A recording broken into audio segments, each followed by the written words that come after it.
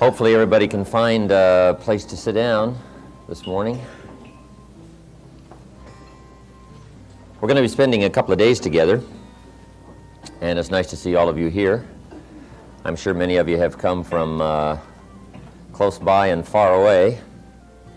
How many from San Diego? Stand up, San Diego, wherever you are. Let's see San Diego. Hey, San Diego. Fantastic. Nice to see you. Do we have anybody here from Northern California? Up north?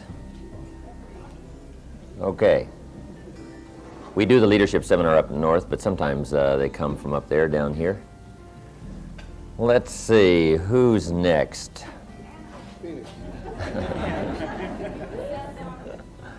Santa Barbara, right. Ventura, Oxnard, Santa Barbara. Where are you? Stand up. Right down here. Nice to have you. Okay, who's next? Phoenix. Two for... All right. How about Los Angeles? Good old Los Angeles. Tony, are you good?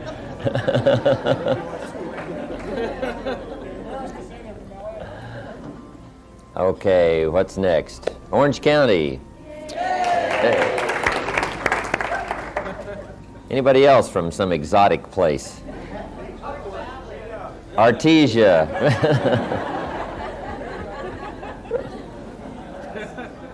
Okay.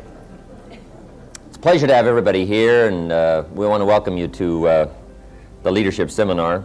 We're going to have a good time these 2 days. By the way, we're going to take frequent breaks for some of you that have to smoke, whatever. We'll give you a chance to smoke, and then we'll have a chance for us also to stretch a little bit, relax a little bit. We'll take frequent breaks throughout the day. We're going to have lunch probably about 1 o'clock, something like that, so we can put ourselves back together here and sustain ourselves through the day. Then tomorrow we're also starting our class at 8 o'clock. Okay, 8 o'clock Sunday morning, and we'll go till about 5 o'clock today. We'll also go till about 5 o'clock tomorrow. Does everybody have note paper? Did you get your journal after the seminar? You didn't get you a journal? Okay. We're going to talk about journals today and all of the other good things under time management. Let me give you a list of the subjects we're going to cover. First of all, we're going to cover communication. That'll be our first subject today. But I want to welcome everybody here for the 2-day leadership seminar. It's nice to have you. Most of you have probably been to the evening seminar, so you're already well acquainted, fairly well acquainted, I should say, with my story and where I came from and how all of this got started.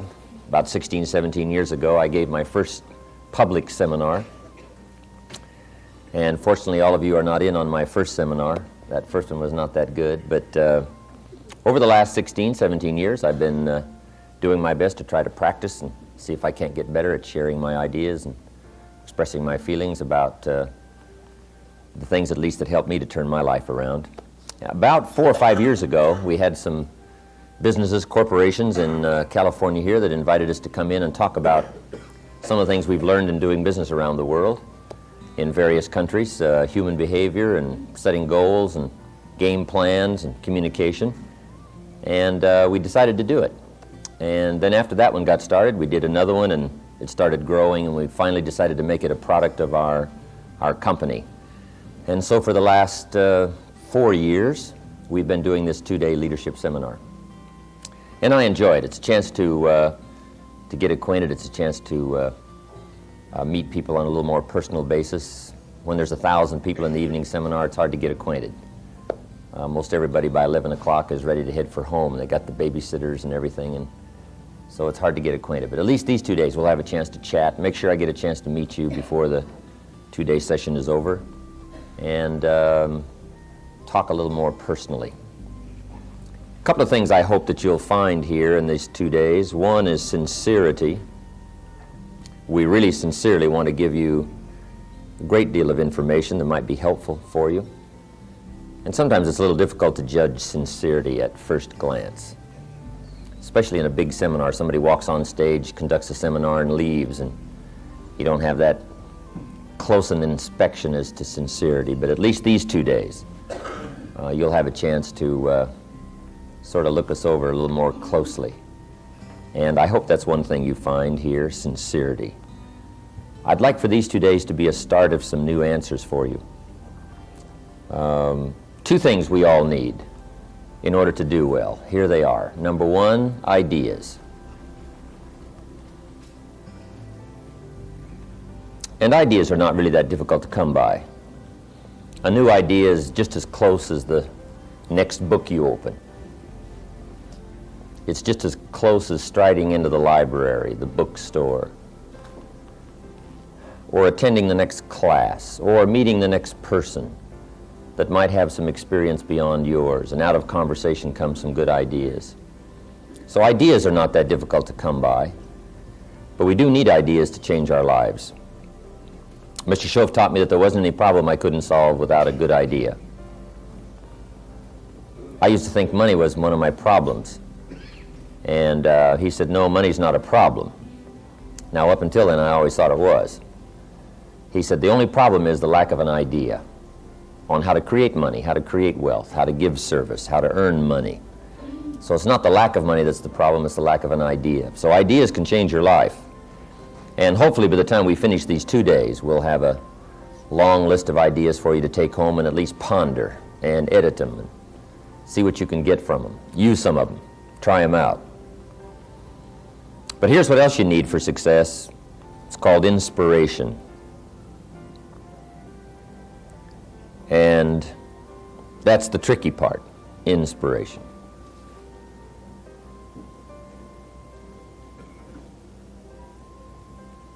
The people who seem to stay totally turned on, all excited about life, they have no problem getting up and generating that zest for the day, emotional vitality.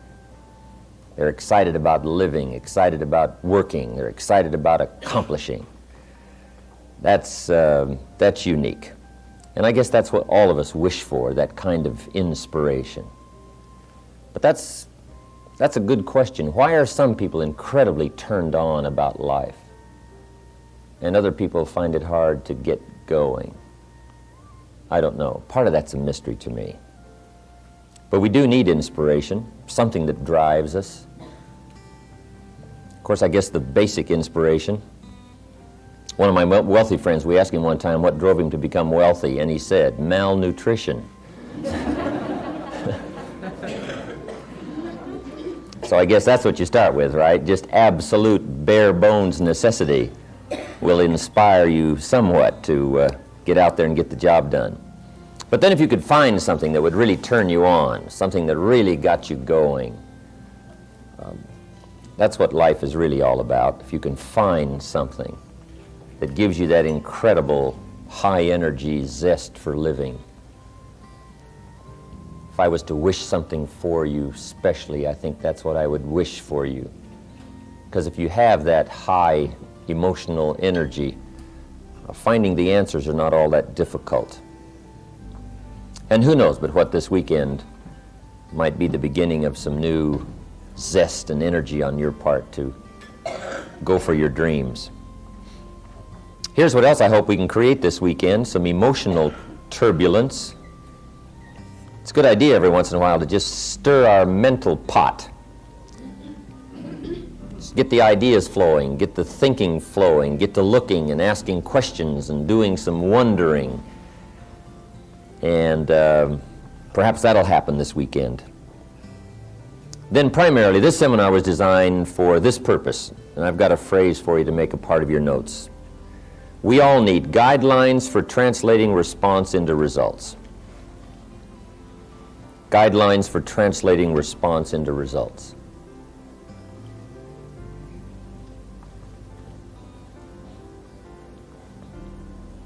It's one thing to get excited and to respond and say, I want to do well, I'm going to change my life.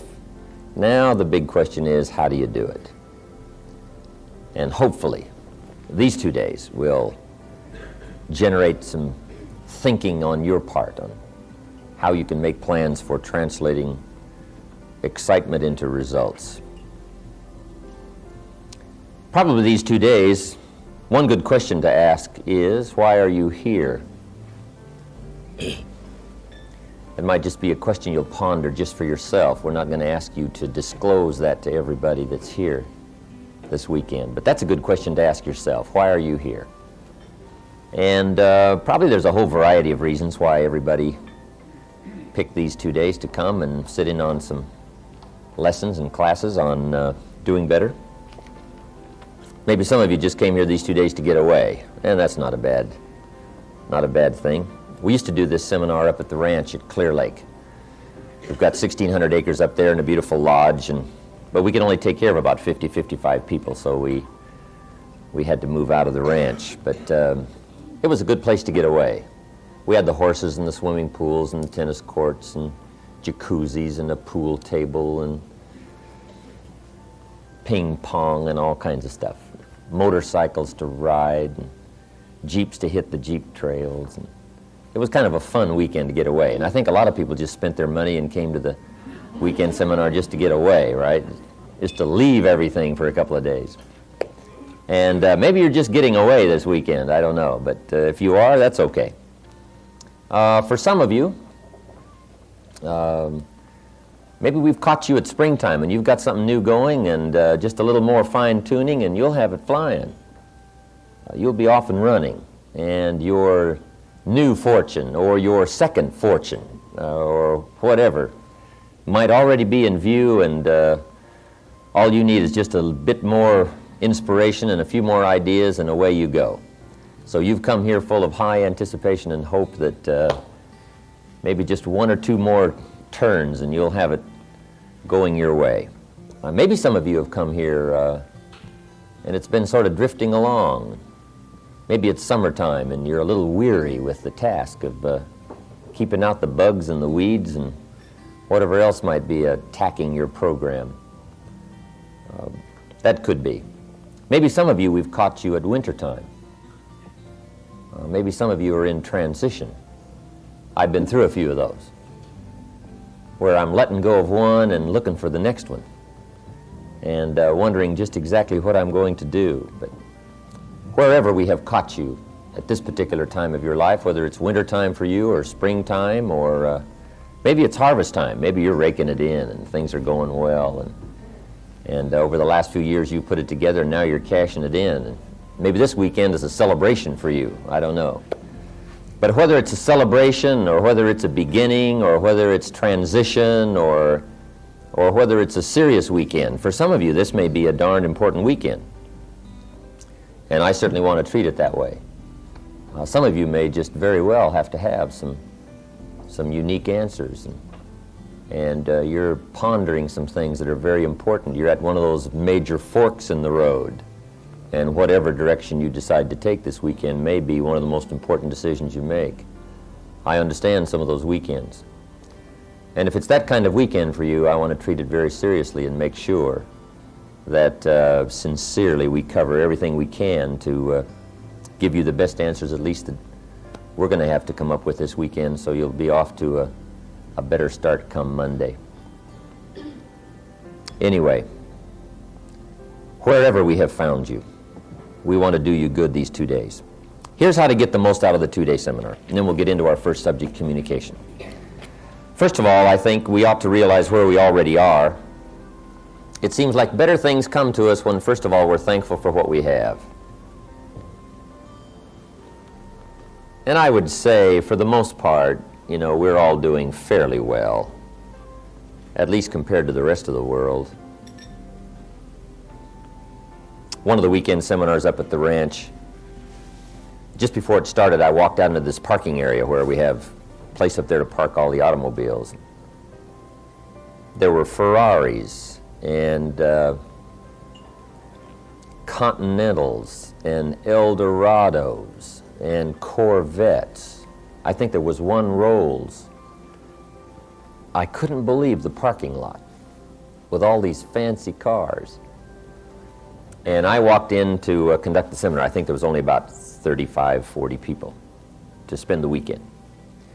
My opening remarks were, you know, ladies and gentlemen, the rest of the world would find it rather strange that we have come up here to spend 2 days to figure out how to do better.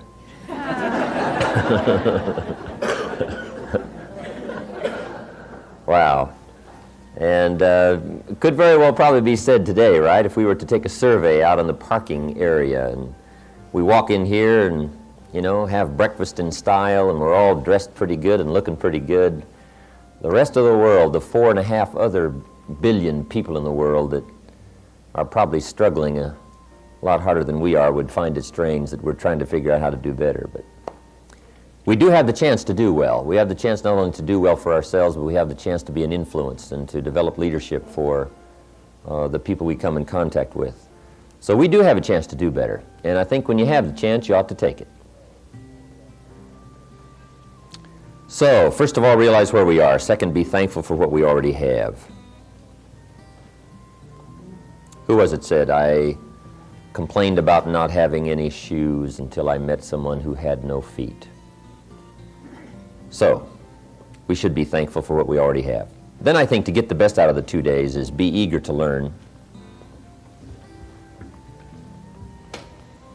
No matter how much you already know, how wealthy you are, and we're not here to compare bank accounts, really, no matter how much wealth of information you've already gotten, how successful you are, there's always a chance you could probably learn something else or appreciate someone else's point of view.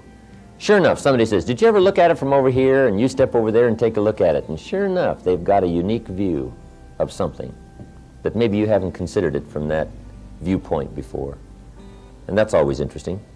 So be eager to learn. Then I would ask you to gather up all that we're going to share with you these 2 days and argue with it later. Not that I don't mind a good debate. I like a good debate. Our problem is this weekend we just don't have time to just open this up and let everybody have a chance to talk and exchange ideas like we might do in an open workshop. Although I do like that forum.